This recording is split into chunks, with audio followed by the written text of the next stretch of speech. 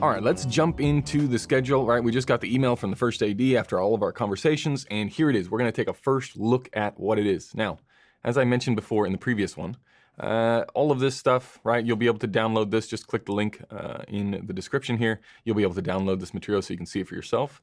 But really, the only things, like I said, that we're looking for here initially was the schedule as we spoke about on the Tech Scout, right? So we've got our big, wide, the opening shot of the commercial. We want to do this first, even though this is probably the bigger shot, right? This 10:15 to 10:45 shot here, which ends up being shot number 8. Even though that's the bigger shot for the ad, the more important shot, really here we're opening up the look, and this is happening slightly later. So I'm going to take a higher sun for this shot. Also, if you don't work on the hardest shot at the beginning, sometimes it just gives you a little runway into the day, right? You just get one in the can, everybody's happy, you can then move on, and it feels like a momentum is picking up. So we're going to start with shot number 1. This is as we discussed, and shoot time is going to be 9 o'clock. Now, you remember back to the Tech Scout, why is it 9 o'clock? Why aren't we shooting this at a very nice time of the day? Well, it's because all of these shots, how many is it now? 8 shots I think we ended up having. 8 shots altogether.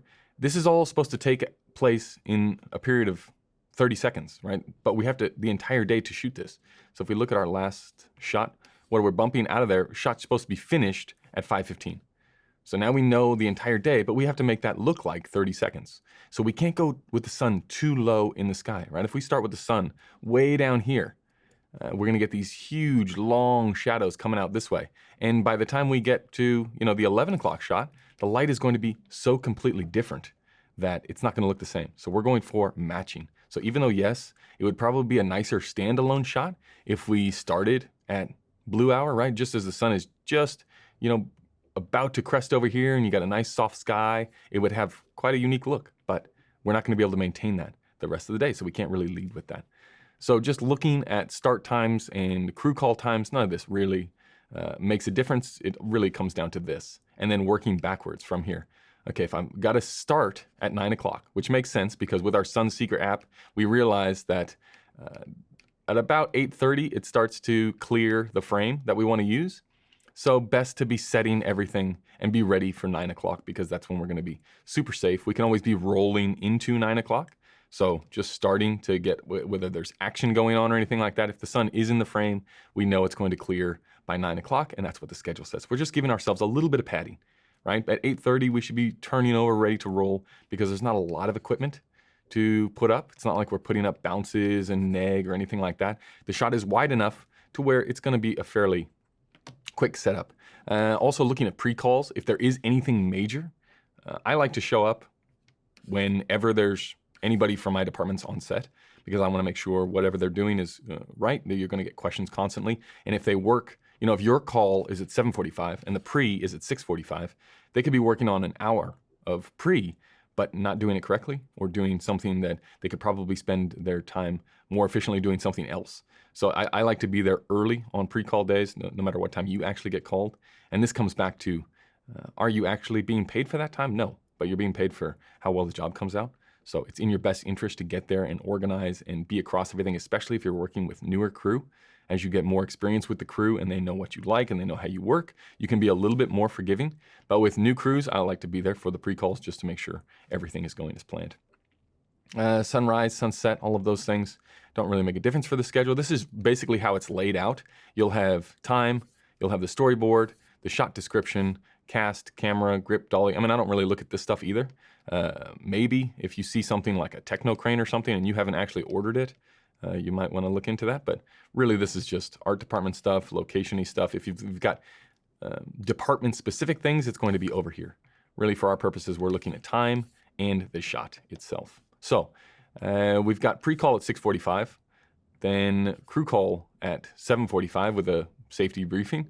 Then we're setting between 8:15 and 9, and this is a long setup for a really easy shot, right? This is probably overkill for pre-calls for any of these people, but I always fight for the pre-calls because, again, it gets you moving early on. If the department asks for a pre-call, I'm always going to go to production and say, hey, this is probably a good idea because we're going to get ahead doing this, this, and this. Whatever things they're looking to rig, if they're looking to pre-rig the overheads that we're going to use for shot number 2 or whatever it is. Here we're starting fairly easy, so we don't have to go into too much pre, but I wouldn't fight it. And generally, productions are much happier to start with a pre-call rather than go overtime. So it's just shifting a mindset and trying to figure out what is going to be acceptable and what is not. Okay, so this 9 o'clock, very important that you start the day off.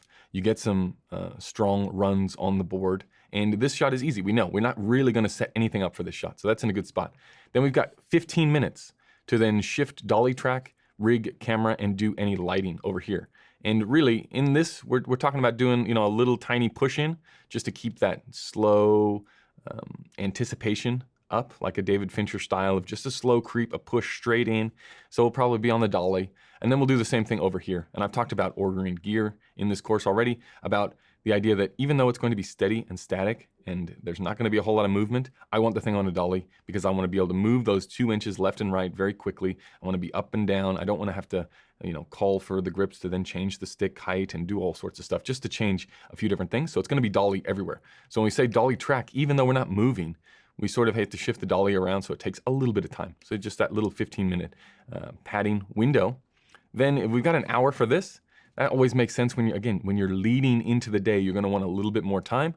Then we come down here, and now we're at 30 minutes of shooting, even though this has an action of the car pulling out, which usually makes for longer resets. Maybe the director on the day, maybe Andre won't play it that way. Maybe he'll just have the person get into the car or something like that. But 30 minutes, again, seems feasible. Like I said, first draft of this stuff, or first pass, you're just looking for red flags.